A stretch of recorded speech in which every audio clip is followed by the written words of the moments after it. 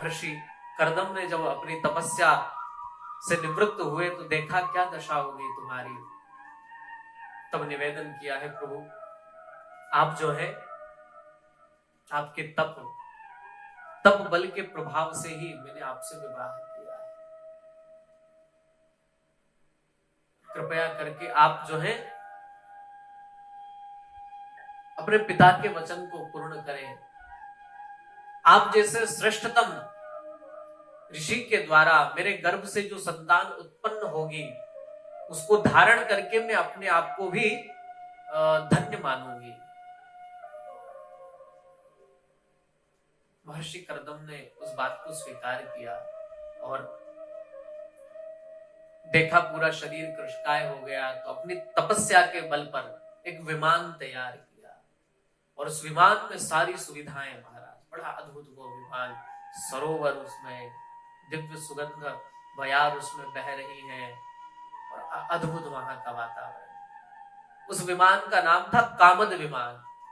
जहां कामना की जाए वहां वो विमान चला जाता है। उसमें बैठकर कामना की जाए कि मुझे हरिद्वार जाना है, वो हरिद्वार की दिशा में चल देता है।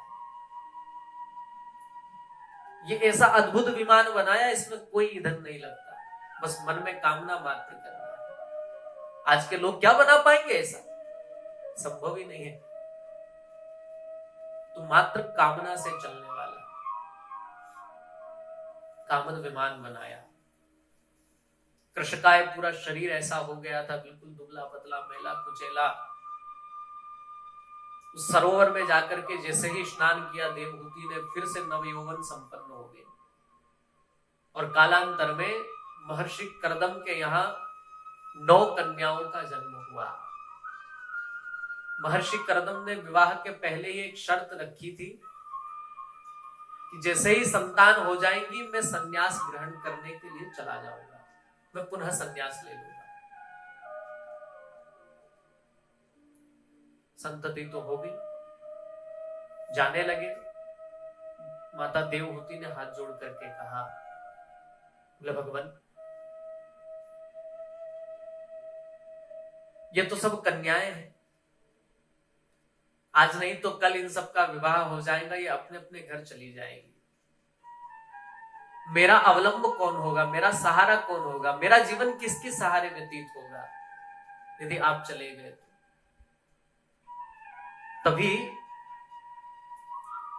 कर्दम जी को याद आया, अरे भगवान ने मुझसे कहा था कि मैं साक्षात तुम्हारे यहां जन्म लूंगा।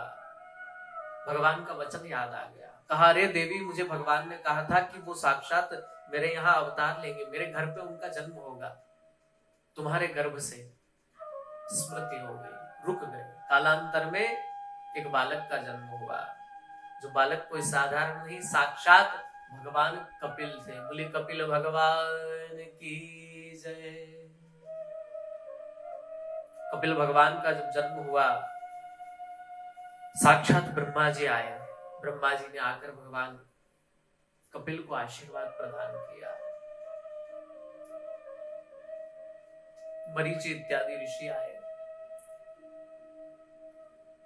भगवान कपिल के संस्कार इत्यादि सब किए। और उसी दिन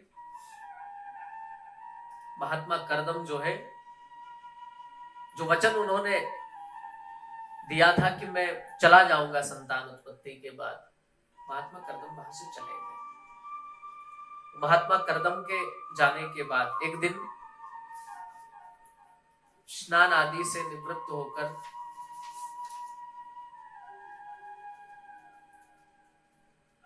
माता देवहूति जो है वो भगवान कपिल के सम्मुख बैठ गई। भगवान कपिल से कहती है, बेटा जितना ऐश्वर्य, जितने भोग मैंने भोगे हैं, उतनी सुविधाएं, उतना भोग तो दुनिया की शायद ही किसी स्त्री ने भोगे। पति मुझे मिले तो महर्षि कर्दम जैसे तपस्वी, माता पिता मेरे इस संसार के सबसे प्रथम स्त्री पुरुष, और संपूर्ण पृथ्वी के एक क्षत्र सम्राट महाराज मनु मेरे पिता, माता शत्रुपा जैसी, और बेटा साक्षात तुम्हारे जैसा कपिल, और बेटियां भी बड़ी अद्भुत।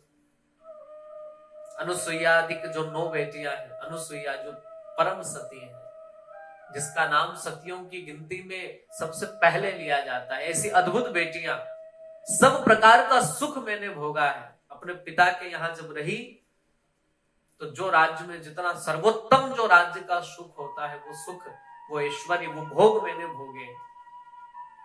कामद विमान में महर्षि कर्दम के साथ अद्भुत जो है विहार किया है। इतना सब कुछ मिलने के बाद भी मेरे मन में संतोष नहीं, मुझे ऐसा लग रहा है कि मुझसे कुछ छूटा जा रहा है। तू अपने ज्ञान की कुठार से मेरे इस अज्ञान के इस वृक्ष को उखाड़ दे, इसको नष्ट कर दे। तन्त्वागताहं शरणं शरण्यं स्वभृत्य संसार तरो कुठार। तन्त्वागताहं शरणं शरण्यं, बेटा मैं तुम्हारी शरण में हूं। स्वभृत्य संसार तरो कुठार, ये अज्ञान रूपी जो वृक्ष है मेरे हृदय के भीतर, इसको अपनी ज्ञान की कुठार से, उस कुल्हाड़ी से काट कर फेंक दे बेटा। मुझे समझ नहीं आ रहा है मैं क्या करूं, क्या छूट रहा है मुझसे। तो भगवान कपिल कहते हैं, मां ये जो मन है ना आपका, ये अभी भी संसार से विरक्त हो नहीं पाया है। और ये जो मन है व्यक्ति का, यही मुक्ति और बंधन दोनों का कारण है। यदि इस मन को संसार में लगा लिया जाए तो यही बंधन का कारण हो जाता है मां, और जब इसी मन को भगवान में लगा लिया जाए तो ये मुक्ति का कारण हो जाता है, ये मुक्ति में सहायक हो जाता है। ये मन जो है उस चाबी की तरह है जो ताले में लगती है। उस चाबी को यदि इधर घुमा दिया जाए तो ताला लग जाता है, और यदि इस तरफ घुमा दिया जाए तो खुल जाता है। वैसे ही इस मन रूपी चाबी को यदि संसार की तरफ घुमा दिया जाए तो बंधन हो जाता है, ताला वो लग जाता है। और यदि इसको भगवान की तरफ घुमा दिया जाए तो मुक्ति हो जाती है, ये बंधन सारे टूट जाते हैं, वो ताला खुल जाता है। मां बेटा इसके लिए क्या करें जिससे हमारा मन भगवान में लग जाए, तू मुझे बता कर। भगवान कपिल कहते, मां सबसे पहला जो है काम ये किया जाए कि जो संत जन है, जिनका मन पहले से भगवान के चरणों में रत है, उनका संग किया जाए।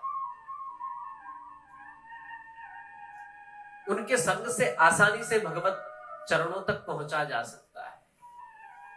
जो भगवान के चरणों से जुड़े हैं, आप उनके चरणों से जुड़ जाइए। ये ठीक उसी तरह का है जिस प्रकार जिस व्यक्ति ने करंट का तार छू रखा है, यदि आप उसको छुएंगे तो आपको भी करंट लगेगा।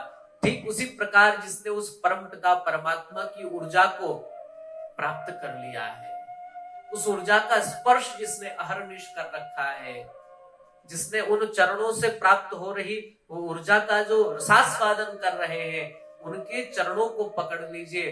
जिस प्रकार बिजली का झटका जिसने करंट छू रखा है उसको छूने से लगता है, उसी तरह जिस प्रकार उसके हृदय में भक्ति का समागम है, वैसा ही आपको भी प्राप्त हो जाएगा। इसलिए सच्चे जो संत है उनका मां आप जो है उनका सानिध्य ग्रहण करिए, उनका संग करिए। उनका जो संग है वही आपको भगवत चरणों तक आसानी से पहुंचा। ये बहुत सरल मार्ग है और इससे हर कोई पहुंच सकता है।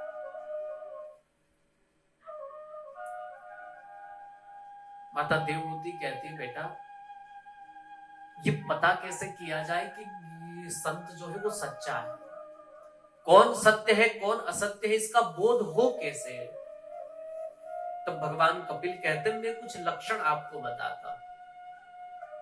जिससे पता चलेगा कि कौन सत्य है और कौन असत्य है। जिस महात्मा में ये लक्षण आपको दिखाई पड़े, बिना समय गंवाए ऐसे महात्मा के चरण कमलों को पकड़ लीजिए। कैसे महात्मा? तितिक्षवः कारुणिकाः सुहृदः सर्वदेहिनाम् अजातशत्रवः शान्ताः साधवः साधुभूषण। और ये चीज आप भी जो है नोट कर लीजिए। संत के लक्षण है, उसकी पहचान है, जिसमें ये सब दिखाई पड़े वही सच्चा संत है। कौन कौन से? तितिक्षवः। संत जो है वो तितिक्षु होना चाहिए। कोई मान कर दे तो भी खुश, और कदाचित कोई अपमान कर दे तो भी खुश। कोई प्रणाम करे तो भी खुश, कोई धक्के मारकर भगा दे तो भी खुश। जो मान अपमान में जिसका मन विचलित नहीं होता, जो दोनों स्थिति में एक जैसा रहता है, वो सच्चा संत है। दूसरा कारुणिकः, वो दयावान होता है। संत सदैव दयावान होता है। जो क्रूर हो ऐसा कभी संत नहीं हो सकता। संत हृदय नवनीत समाना। संत का जो हृदय है वो नवनीत के समान होना चाहिए। जिस प्रकार माखन कितनी जल्दी पिघल जाता है, वैसे ही किसी की पीड़ा को देख करके जिसका हृदय पिघल जाए, जो उसकी मदद के लिए आगे बढ़ जाए, वो सच्चा संत है। वो सच्चा वैष्णव जन तो तेने कहिए जो पीड़ पराई जाने। जो पराई पीड़ को समझता है, पराई दर्द को जो समझ जाए, जिसकी सबके प्रति करुणा का भाव हो, जो कठोर न हो, जो कोमल हो, जिसका मन जो है वो बड़ा निर्मल हो, वो सच्चा संत है। सुहृदः, सबके प्रति एक जैसा भाव हो, जो कभी किसी में भेदभाव न करे। एक राजा के प्रति भी उसका वही सम्मान, उसका मान सम्मान, उसका आदर, उसके मन में उसके लिए वही भाव हो, और एक रंग के लिए भी उसके मन में वही भाव हो। कौन राजा कौन रंग, इसमें जो भेद न करे, वो सच्चा संत है।